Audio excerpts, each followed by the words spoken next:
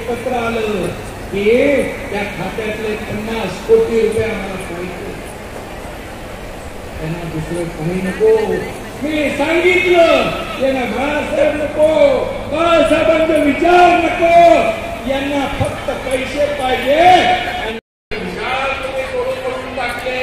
नांगर फिरवला, तुम्ही थंड सुटली गेली. आणि आता मत मागताना बाळासाहेबांची आठवण, शिवसेनेची आठवण काढून उपयोग. आता त्यांचा मुंगेरीला लाल झाला. मुंगेरीला स्वप्न पाहतो, स्वप्न पाहायला लागले.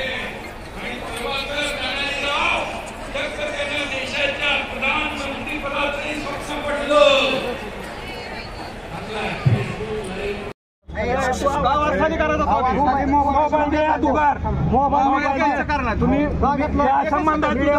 व्हिडिओ आणि पत्रकार एका सेकंद मागापासून इतकी वेळ का काढला नाही?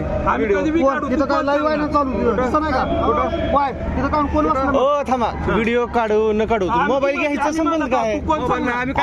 आम्हाला काम